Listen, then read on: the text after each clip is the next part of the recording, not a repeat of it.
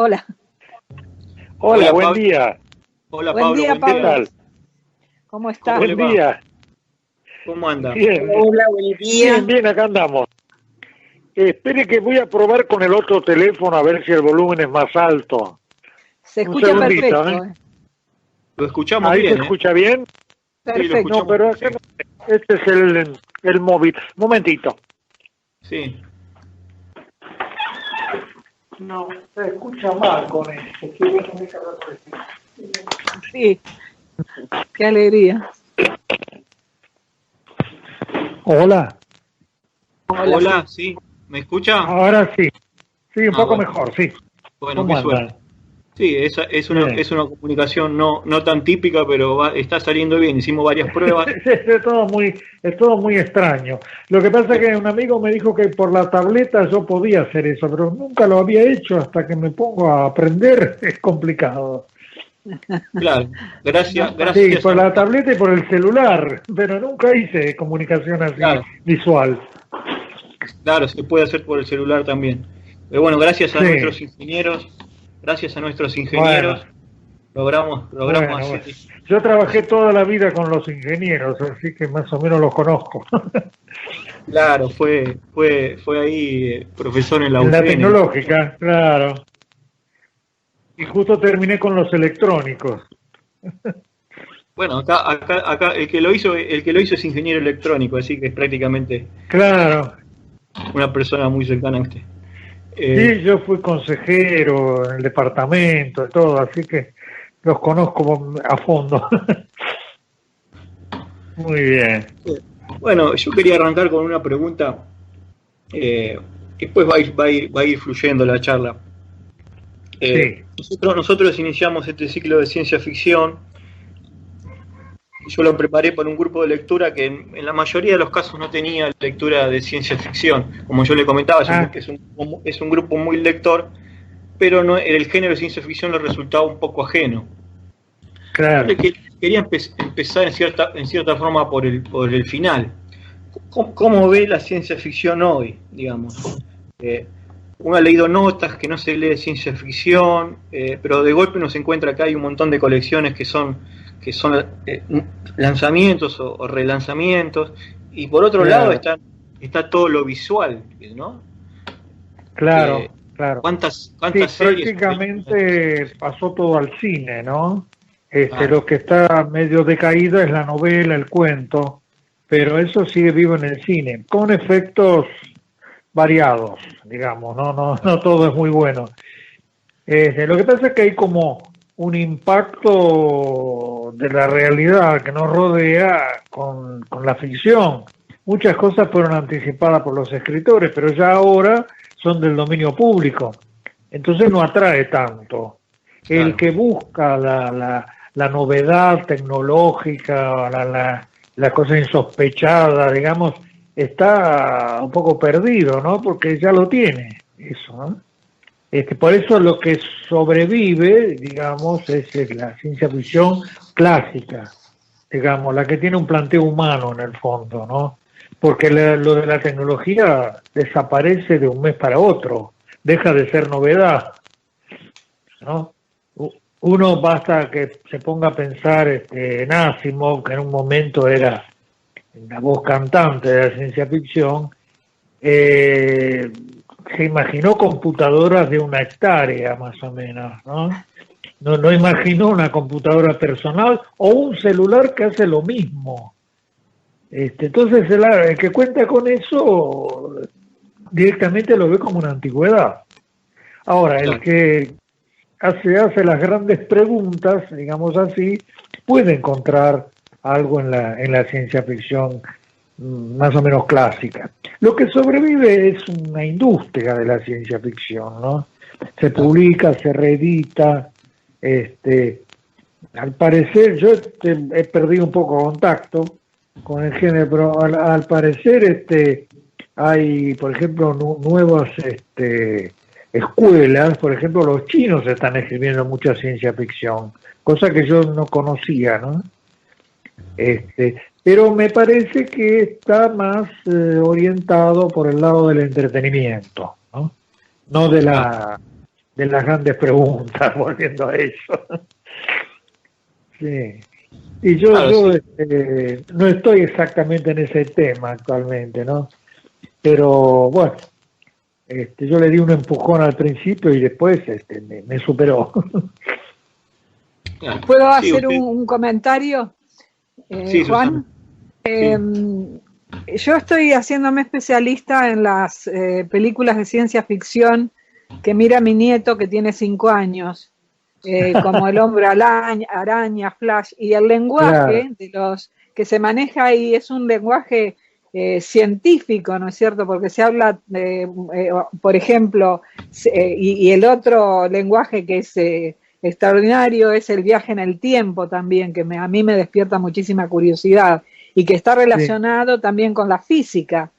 Eh, sí. es decir, Sí, sí, que lo ahí que se pasa es muestra. que, ojo, hay un uso distinto de las palabras científicas, ¿no? Esto entra más en el orden de la literatura, porque mucha gente que utiliza así algunas palabras científicas, no sabe bien el significado, lo usa porque es costumbre. Yo veo todos los políticos hablan del epicentro de la pandemia, por ejemplo. El epicentro de la pandemia está en América Latina. El epicentro estuvo en China, porque de ahí nació. Ahora, que en este momento estemos en la fase más aguda en América Latina es otra cosa, ¿no? Claro. El epicentro es algo que viene de los terremotos, viene de la geología. El epicentro puede estar en Chile y el terremoto se siente en Mendoza. Es un ejemplo nada más que se me ocurre, ¿no? No Muy hay que bien, creer que todo el mundo que usa términos científicos sepa bien de qué se trata. así es. Sí. Claro, sí. ¿Alguien quiere hacer una pregunta? Así vamos circulando. ¿Alguno tiene alguna preparada? Vamos, anímense. No, yo en relación a lo que comentaba, recuerdo que creo en una de las reescrituras de El sentido de la ciencia ficción, que es su primer Sí, libro de 1966, en el último, Utopía de Mercado, tiene la cita esa, sí, que no recuerdo de quién es, que dice: la ciencia ficción, la estoy citando mal, es interesante hasta que se hace realidad lo que cuenta, ¿no?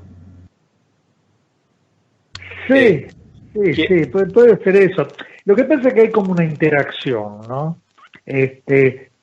Por ahí los escritores o los científicos que se ponen a escribir eh, tratan de desarrollar una hipótesis que no podrían defender ante sus pares, ¿no? No es una hipótesis científica, puede ser un tanto delirante, pero la lanzan así como un cuento, como una novela y el público la recibe tal cual. Ahora, ¿qué ocurre?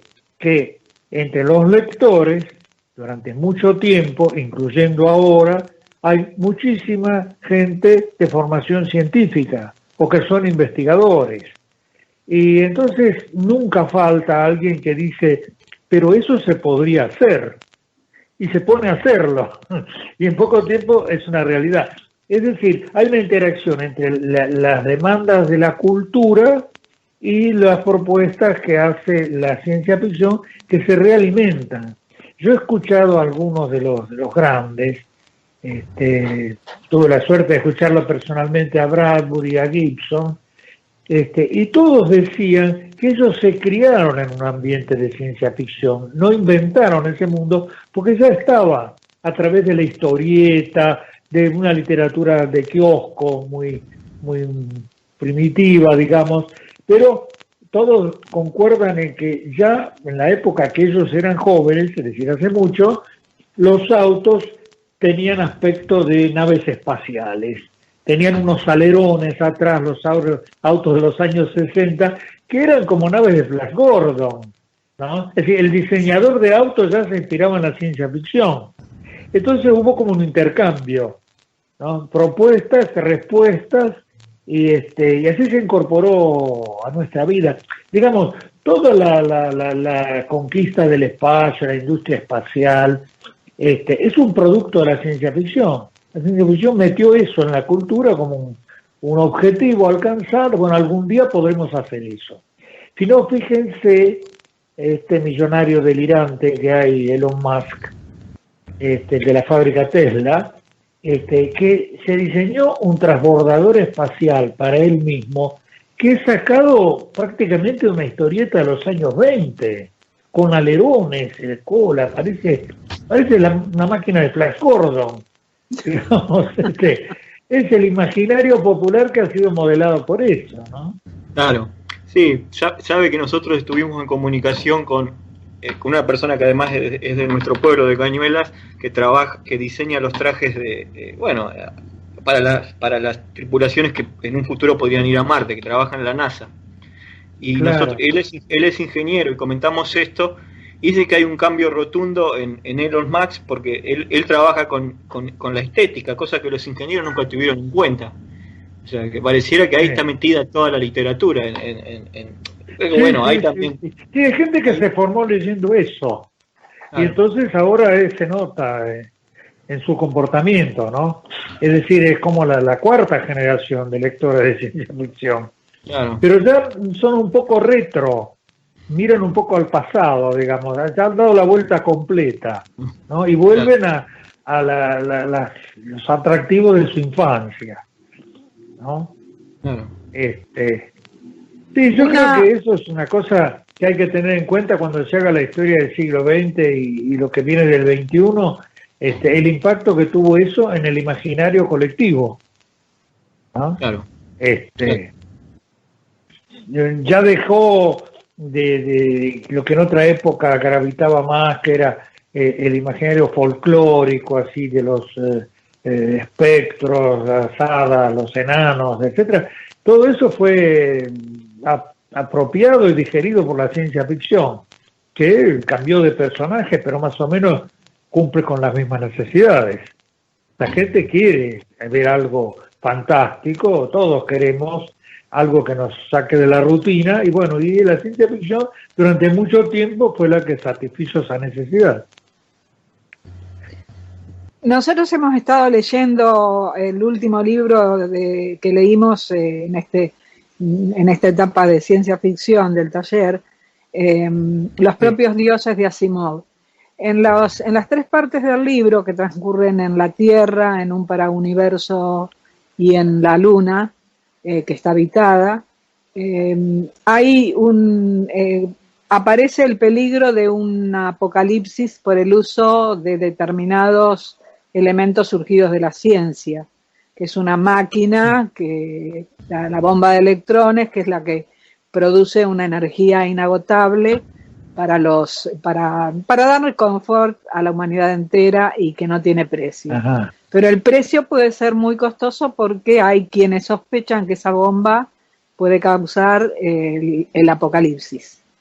¿Qué piensa usted respecto al avance de la ciencia y los riesgos que pudiera haber en ese avance de la ciencia? Claro.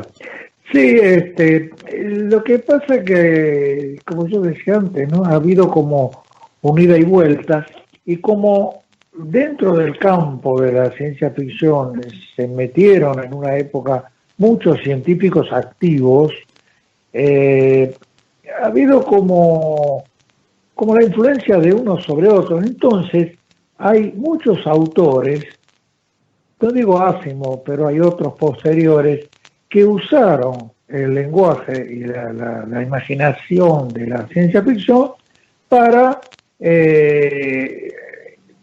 hacer divulgación científica. Es decir, ahora hay una profesión que es la del divulgador científico, es el que trata de acercar la ciencia al público común. Bueno, muchos han usado como vehículo la ciencia ficción.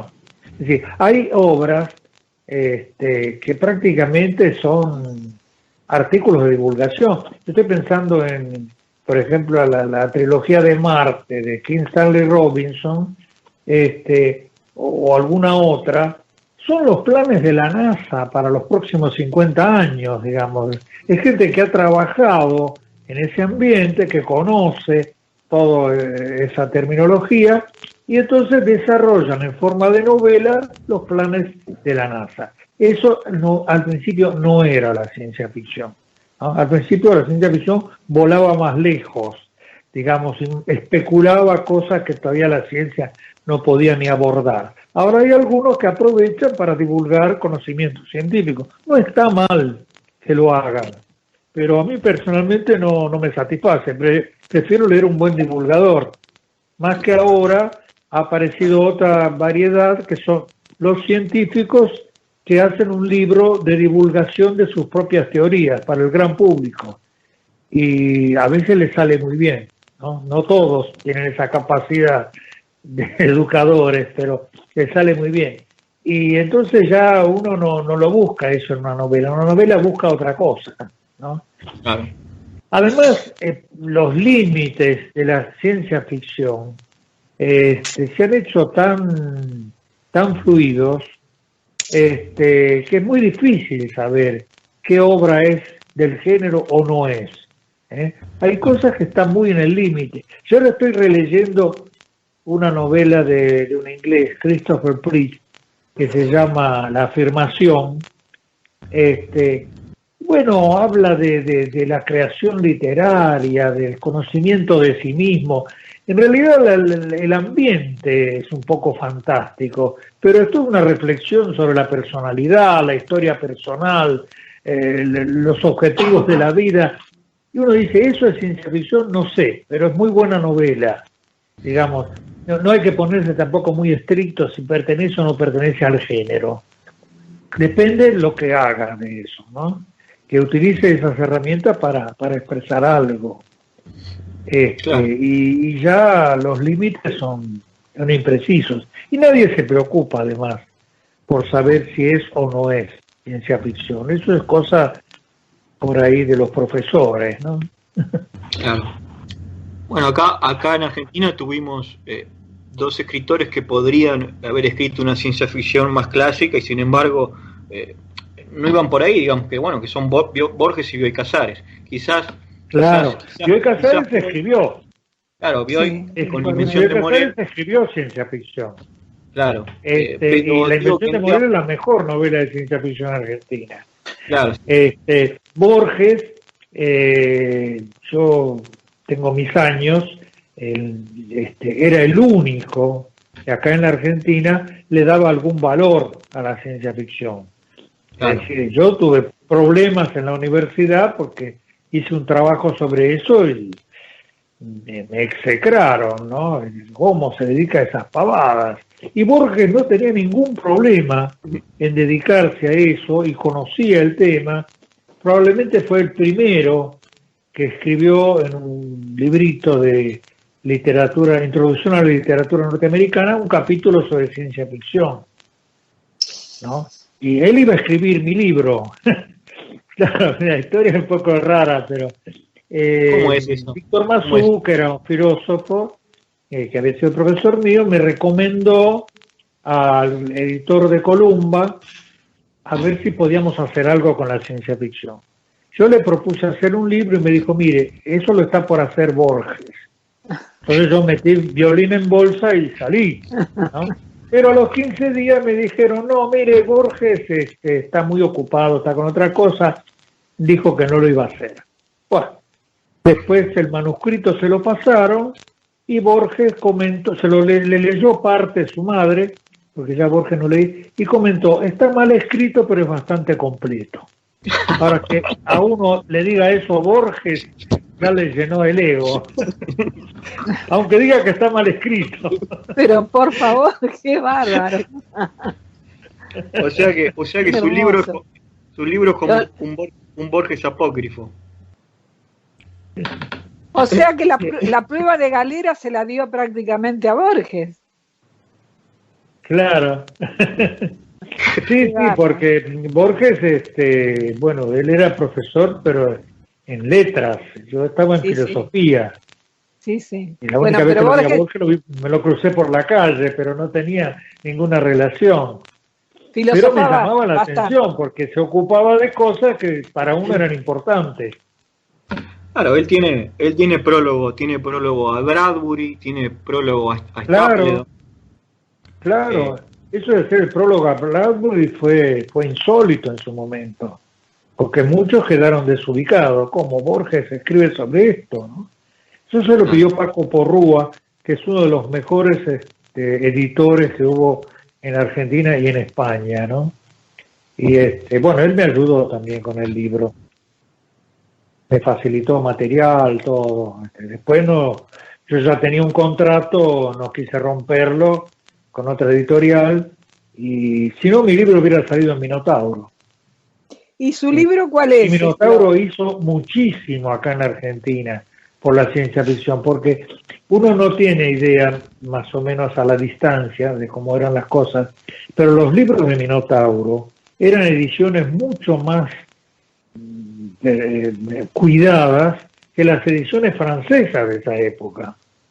Es decir, las ediciones francesas eran más desprolijas en cuanto a traducción, a selección de títulos, pero lo que tenía el sello de Minotauro era una garantía de calidad, ¿no? Y fue casi único.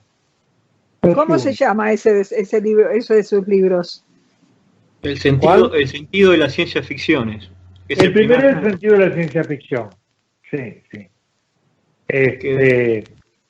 Y curiosamente fue el libro que me costó menos publicar, porque me lo pidieron. Después fue toda una tragedia toda la vida de tardar 20 años en publicar un libro, ¿no? Pero en ese momento, qué sé yo, uno mira la distancia y se da cuenta cómo ha sido la decadencia argentina, ¿no?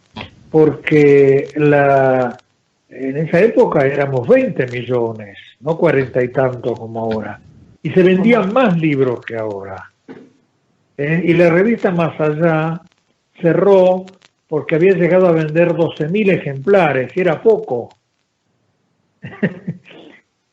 Claro, hablando... Sí. Sí. Y digamos, ahora hay otros medios, ¿no? A lo mejor la lectura no es el único camino, está el cine, la televisión, etcétera, que compiten, pero igual había un público mucho más ávido de conocimiento, de calidad literaria, todo eso, ¿no? Sí, usted nombró Más Allá. Tantas cosas que fuimos decayendo. Claro, usted nombró Más Allá, y ahí detrás de Más Allá estaba Oesterheld, que es otro gran autor. Sí, es otro gran autor. Yo llegué a publicar un cuento en Más Allá cuando tenía 18 años, lo había escrito a los 15. Y cuando fui a verlo al director, que para mí era llegar a Hollywood, y cobrar algo por eso, me fui con el cheque en la mano y me sentí un escritor, ya era otra persona. Ya Westergel se había ido. Y ahí se generó El Eternauta, que es la gran historieta argentina, ¿no? Es casi una novela gráfica, diría. Casualmente, bueno, ya que tenemos tiempo, el origen del Eternauta es bastante extraño. Yo lo estuve investigando un poco. En Más Allá, Oesterheld publicó una novela de Heinlein, Amos de Títeres. Era un autor bastante paranoico, donde inventa una situación en que los extraterrestres se han infiltrado entre nosotros y nos dominan, etc. Esa novela la publica Oesterheld en Más Allá. Al poco tiempo, él pedía colaboraciones a distintos escritores. Le pide a un periodista muy famoso acá en los años 50, que se llamaba Ignacio Covarrubias, pero era el Neusa del Mariano Grondona de aquella época, ¿no? Le pide un cuento de ciencia ficción. Y el otro hace una cosa bastante graciosa con una invasión extraterrestre en Buenos Aires, que empieza con un periodista del diario Crítica, que cuando sale del diario se va a emborrachar en un bar cercano, y de pronto ve caer una nevada. Ve un colectivo que choca contra un buzón, y dice, ¿qué pasa? Nieva en Buenos Aires. Bueno, ese es el comienzo del Eternauta. Entonces, él combinando esas dos cosas, después la desarrolló con su propio talento, ¿no? Pero eso fue el puntapié inicial. Casualmente, el hijo de Ignacio Covarrubias, yo hice contacto con él, es una autoridad de una cosa que yo ni sabía que existía, que es la Academia de la Lengua, la Academia Norteamericana de la Lengua Española, que es una filial de la Real Academia que está en Madrid, en Nueva York. Leímos la nota que le hizo. Covarrubias no sabía la historia del Eternauta, se la conté, quedó encantado, ¿no? Nos venimos comunicando hace tiempo. Así Leímos que tiene su historia también. Hola. Leímos una nota que le hizo Covarrubias muy completa, muy interesante, que se la hizo creo que en el 18 y la volvieron a publicar este año en el mes de mayo, en el mes de junio, en una revista que no me acuerdo ahora cómo se llama. Perdón. Que es muy interesante. Yo la compartí en el grupo, no sé si mis compañeros la leyeron, pero vamos, sumamente interesante. Y se ve que es una persona que conoce. Lo raro es otra anécdota, ¿no? El personaje del cuento de Covarrubias, que empezaba con, bueno, desde el Kremlin ven como nieva, desde Nueva York ven como nieva, los presidentes que comentan qué estará pasando, pero el personaje que salva al mundo, porque los borrachos eran inmunes a la nevada mortal, se llama Saturnino Fernández. El cuento Saturnino Fernández, héroe, ¿no? Bueno, pasó mucho tiempo y yo tuve un colega en la universidad que se llamaba Saturnino Fernández. Fernández hay millones, pero Saturninos no. Y este hombre se ve que le habían puesto Saturnino por el cuento. Es muy raro todo. No, sabe, igual venimos leyendo su obra hace rato, porque lo que usted comentó del Eternauta, creo que está en un texto suyo que se llama Las fuentes del Eternauta, ¿no? Claro, bueno, pero ustedes leen todo. Bueno, yo pensaba que estaba escondido eso. Por eso me lo pidió una revista muy buena, de gente que yo no conozco, me pidieron por mail si tenía algo inédito y le mandé eso. Eso lo había hecho para la revista de la Academia que está en Nueva York, y bueno, por falta de fondos no se publicó, entonces lo publiqué acá. Claro. Bueno, yo pensé que acá no lo había leído nadie, pero veo que ustedes están muy atentos. No, pero está en internet, Pablo. Sí, es una revista virtual, sí. Cuando preparamos el Eternauta, claro, cuando preparamos el Eternauta yo busqué a ver qué dice Capana del Eternauta, y encontré ese texto. Y tuvimos un lindo encuentro también con Jorge Claudio Moraín, que es, a lo mejor lo conoce, es una de las personas. Sí, de nombre, sí, por supuesto, pero no, personalmente no. Que escribió un ensayo sobre el Eternauta y estuvimos comentando algunas cuestiones que surgían también de eso.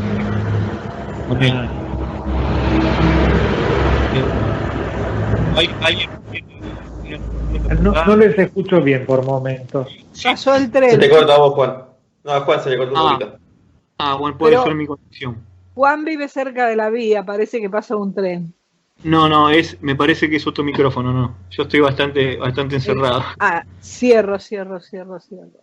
No, ahí volviste, Juan, ahí te escuchas muy bien. No, ¿alguien más quiere hacer una pregunta? Yo tengo 3 preguntas. A ver, Facu. Bueno, buen día, Pablo, muchas gracias por su participación. Hola, buen día. Yo le estoy hablando. Mire, sinceramente me gustaría estar con ustedes, porque escucho la mitad, pero en parte por problemas propios de sordera y en parte por el teléfono. ¿Ahí me escucha bien? Sí, un poquito mejor, sí. Le decía que yo le estoy hablando desde Entre Ríos.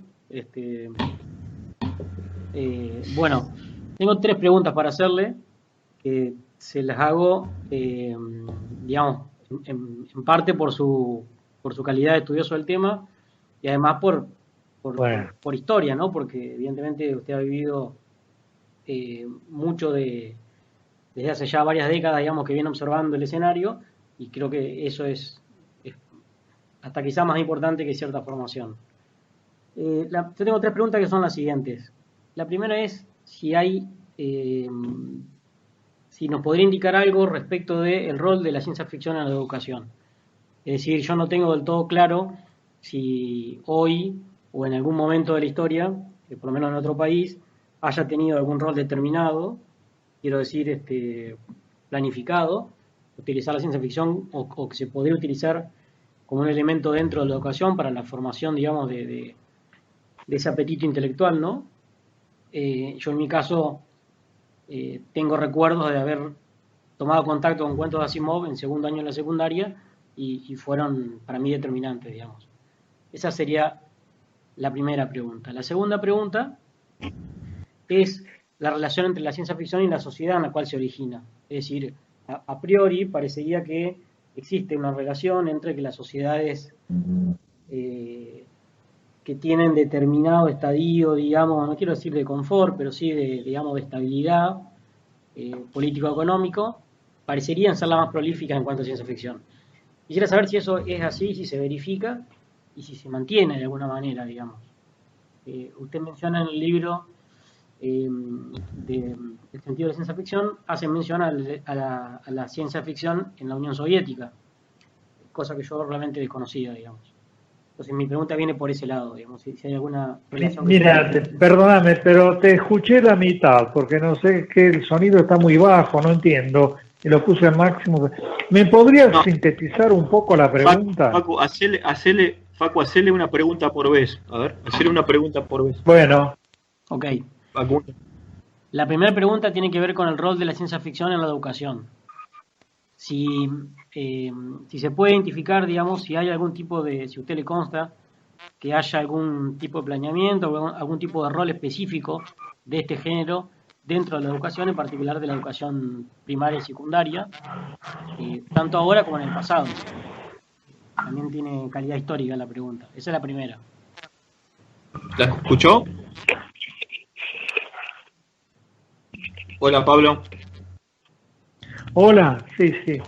¿La escuchó la pregunta? Más o menos, no, la verdad que no escuché. Se ve que está un poco lejos. No, lo que le decía Facundo era la relación de la ciencia ficción con la educación, en especial argentina. Si usted ve... no, está bien. Sí, se ha usado muchas veces. Bueno, yo la usaba cuando trabajaba como docente en escuela secundaria.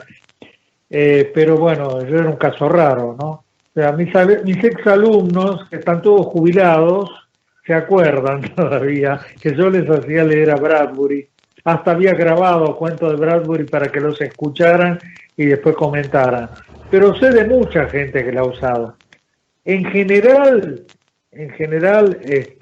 las aplicaciones que les han buscado fueron siempre como para desarrollar lo que llaman ahora el pensamiento lateral, las teorías alternativas, digamos. Es decir, plantearles un problema a los estudiantes que no está resuelto o admite muchas soluciones posibles y hacerles trabajar la cabeza, como para que propongan algo. Es para desarrollar un poco la imaginación. Pero claro, es un tipo de imaginación, el de la ciencia ficción, que es un poco extraño. Es una imaginación acotada, no es que vale todo. En la práctica se puede decir que los escritores actualmente hacen valer todo. Por eso los límites un poco se perdieron. Pero la tradición de la ciencia ficción es decir, bueno, usted puede proponer algo, pero que sea factible, que de algún modo, en lo que sean los márgenes de la ciencia, haya una explicación. No está permitido cualquier cosa. Lo que pasa es que los propios científicos ahora, bueno, tratan de explicar lo inexplicable. A mí me pareció que en la película Avatar aparece un caballo de 5 patas, y a mí no me parece viable un caballo de 5 patas porque se tropezaría y se caería cada rato. Bueno, apareció un físico que trató de explicar que un caballo con 5 patas podía correr. Eso es superfluo e innecesario. No se trata de explicar racionalmente lo que se le ocurrió a un escritor, sino de imaginar alternativas a lo conocido, ¿no? Y eso sí despierta la imaginación y la capacidad de resolver problemas que no están del todo claros. Esa sería para mí la aplicación. Claro. Sí, la segunda pregunta que le hacía Facundo era la Haz un relación poquito de más fuerte, puede ser. Sí, la segunda pregunta que le hacía Facundo era la relación de la ciencia ficción con las sociedades que la generan. Sí, él planteaba que, No, no entendí. claro, la relación de la ciencia ficción con las sociedades que la generan. Si surgía en ciertas sociedades que tenían algún confort, alguna vida determinada, a eso se refería Facundo. Y hasta uno lo puede ampliar porque en Argentina no se desarrolló una ciencia de ficción prolífica, ¿no? Salvo excepciones. Claro.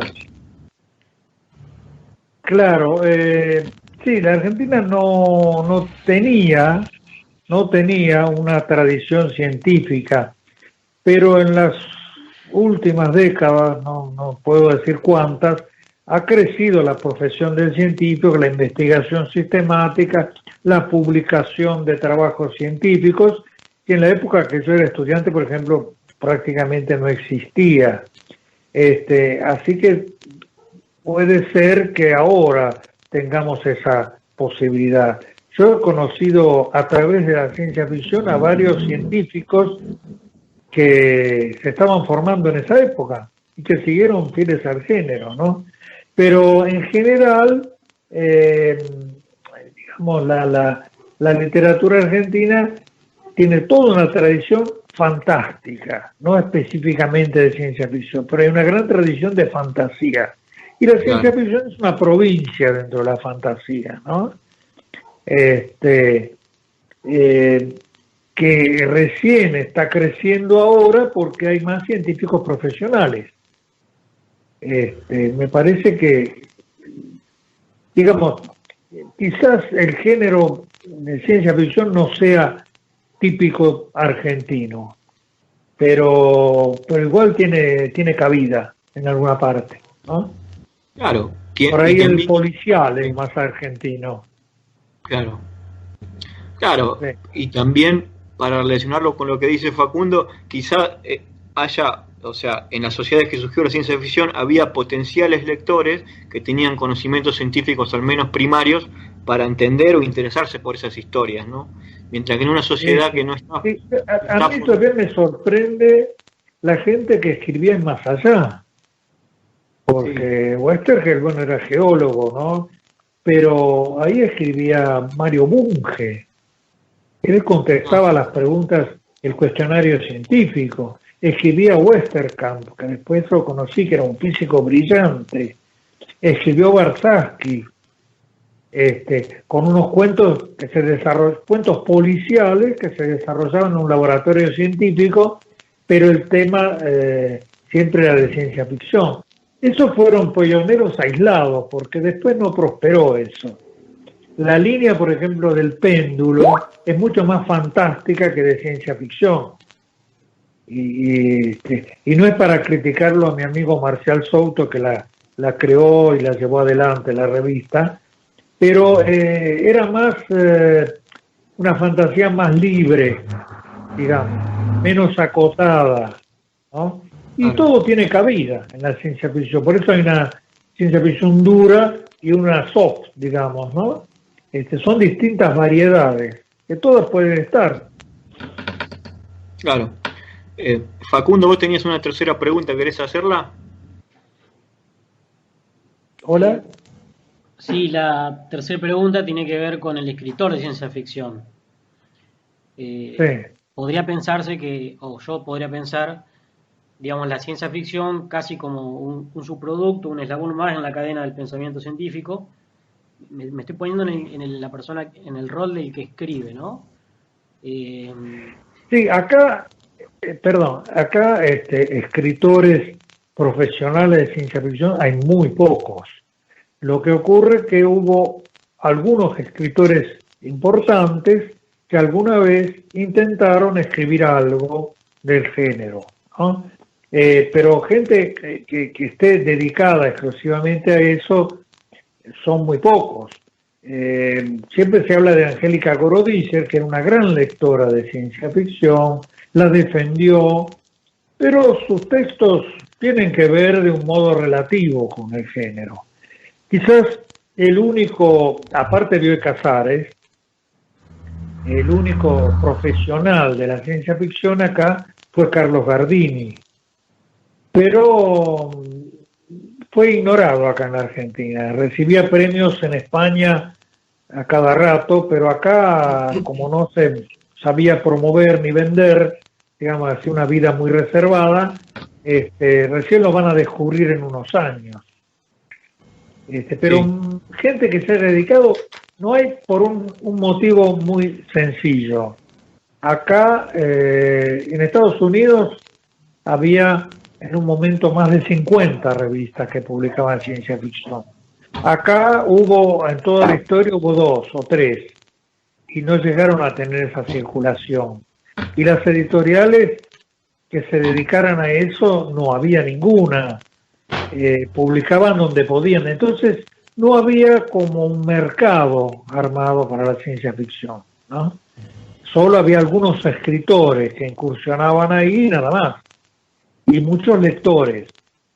Pero acá es extraño porque fuimos pioneros en el mundo de habla hispana. Cuando Minotauro la publicaba Porrúa acá en la Argentina, era la vanguardia. Y lo que es Minotauro ahora en España es lamentable, ¿no? Han bajado el nivel y han entrado en la cosa fácil y barata de aventura. Pero acá aparentemente fuimos mejores teóricos que prácticos. Como en otras cosas.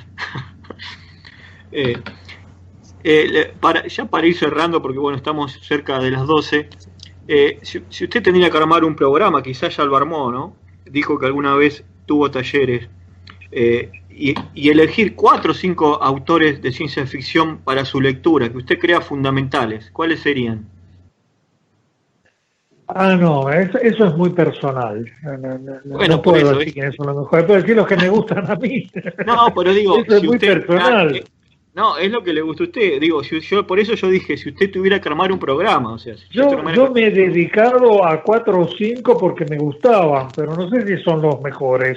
No me atrevo a decir que son los mejores porque depende del gusto individual. Y yo debo ser el único que se dedicó en serio a estudiar a Corwin Smith, cosa que en Estados Unidos nunca me perdonaron.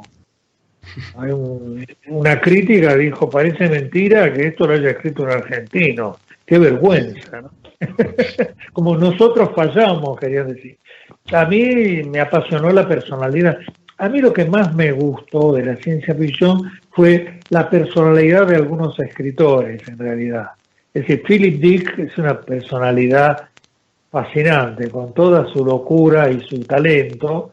Es alguien con el cual uno se termina vinculando. Corwin Smith es una personalidad extrañísima, que le escribía discursos a Kennedy, y desarrollaba ideas insólitas para su época.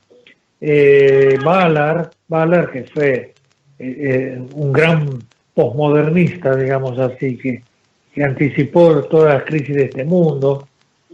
Y bueno, hay otros como Clifford Simak, un autor que, digamos, de segundo nivel, pero que a mí siempre me gustó. No sé, en este momento no se me ocurren otros. Pero a cada uno, Stanislav Lem, un genio, ese realmente un genio que dominaba una cantidad de ciencias increíble, ¿no? Y además tenía un sentido del humor extraordinario. Esos más o menos son mis amigos. Sobre Ballard tiene un libro escrito. Sobre Ballard, sí. O Ballard tiene un libro escrito. Sí, sobre Dick también y sobre Smith también. Sobre los 3 que nombró tienen libros, ¿no? Sí, el libro de Ballard está reeditado ahora. Fue bastante duro la cosa porque yo lo terminé de escribir en un momento muy, muy difícil de mi vida. Y Ballard se estaba muriendo. Y Marcial Soto, que era su amigo, me iba contando todas las semanas cómo estaba el estado de salud, ¿no? Y bueno, y uno de estar escribiendo sobre él mientras él se estaba muriendo se sentía casi un poco culpable, Es raro, pero pasa eso. Marcel Soto decía, estaba traduciendo la autobiografía de Ballard, decía, siento como que lo estoy matando, ¿no? Mirá, no tenemos culpa nosotros, pero se llega a producir una cierta identificación con una figura tan brillante como era, ¿no? Tan notable. Bueno, Marcel Soto fue muy amigo de él, y alcanzó un libro mío en un momento, y prácticamente se ocupó de difundir su obra.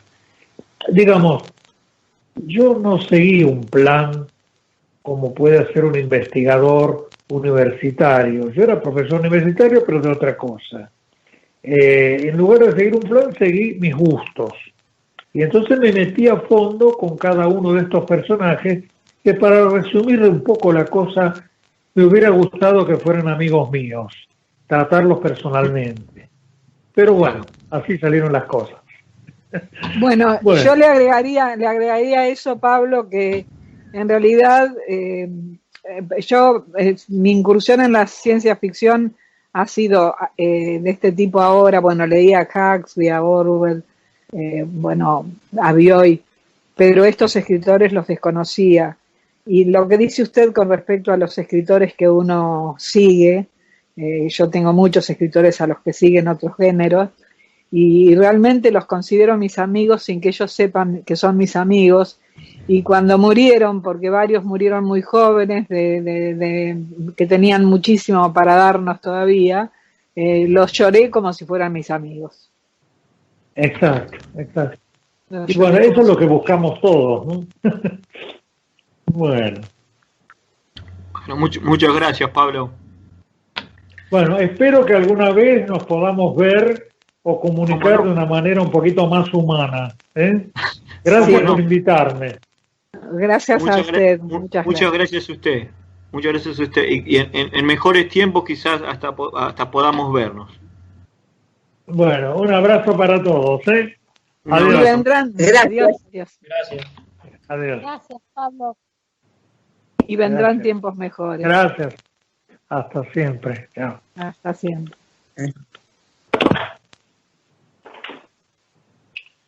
No, estuvo linda. No escuchaba bien, pero ¿no? Una maravilla, me encantó, chicos. Me enganché al ratito que empezó, pero realmente qué claridad, qué calidez, qué simpatía. Me gustó mucho. A ver, a las que no lo habían leído, ¿qué les pareció? Porque yo por ahí lo había leído y muchas cosas que dijo las conocía, pero a los que no lo conocían, ¿qué les pareció? A mí me encantó su claridad, su sencillez, su entrega en el grupo, porque realmente se entregó como si fuera uno más de nosotros, ¿no es cierto? Me encantó realmente, me gustó muchísimo. Y me da curiosidad seguir leyendo alguna otra cosa de la que ha escrito. Sí, bueno, tenemos los PDF para intercambiar, ¿no? Sí, también queda claro lo difícil que se le hace a los escritores llegar a la gente, el esfuerzo que significa, ¿no? Publicar, el reconocimiento, digo, qué laburo frustrante y por otro lado apasionante, ¿no? Es el de escribir, evidentemente. Y sobre todo si lo que hace él es como medio inclasificable, ¿no? Porque una persona que tiene una formación en filosofía y que se dedica, digamos, a interpretar un género que para colmo ni siquiera es demasiado leído, o en Argentina tiene una forma definida, ¿no? Pero se ve que, bueno, Germán, si está por ahí, lo puede certificar. Cada vez que se aborda el tema de ciencia ficción en Argentina en una cátedra literaria, aparece Capana, porque es la primera obra. El referente. Sí, es la primera obra que escribió. Qué bueno. Qué bien, qué suerte que haga un hallazgo. Ajá. En el profesorado leímos parte del libro Ciencia Ficción, Utopía y Mercado. Y sé que también estos apuntes se leen en las universidades, en la Universidad de Buenos Aires y en la Universidad de Lomas. Porque yo también lo leí. En ¿cómo se llama? En semiología e interpretación del discurso abordamos ciencia ficción y lo leí. Sí, el libro que decía él es El sentido de la ciencia ficción, que después tuvo ampliaciones, ¿no? Uno, El mundo de la ciencia ficción, y el último, que hay un PDF que lo compramos, que se llama Utopía y Mercado. Es ese mismo libro, primero, que él reescribió. El libro que dice que lo iba a escribir Borges. Ah. ¿Ese que PDF lo compramos? ¿Alguno lo compró? Digo, lo que quiero decir, no, porque lo que pasa es que el primer... está subido, El sentido de la ciencia ficción lo pasó Carlos, está subido a la página. Ese es el viejo. Yo lo que digo que como se fue quedando antiguo en autores sobre todo, él lo fue reversionando.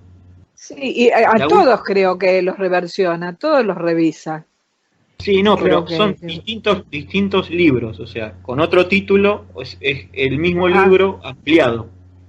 Y el último es Ciencia Ficción, Utopía y Mercado. Hay párrafos que están copiados, digamos, de ese libro.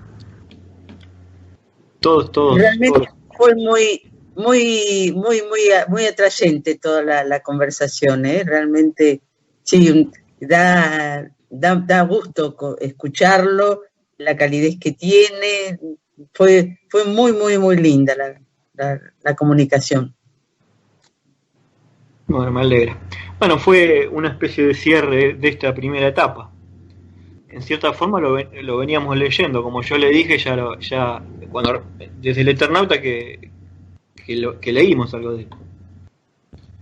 ¿Y con qué seguimos? Está ahí, y ya saben. No, yo no sé. El hombre ilustrado. ¿Cuál es el que sigue? El que sigue. El hombre ilustrado. El hombre ilustrado. Con el hombre ilustrado. Bueno, lo estoy leyendo hace rato. Ahí yo subí en la página que actualizó Facu, sigue Bioy, los cuentos de Bioy que se llaman historias fantásticas, pero como bien dice Pablo, él coquetea. En realidad Bioy tiene una sola obra de ciencia ficción pura, que es La invención de Morel.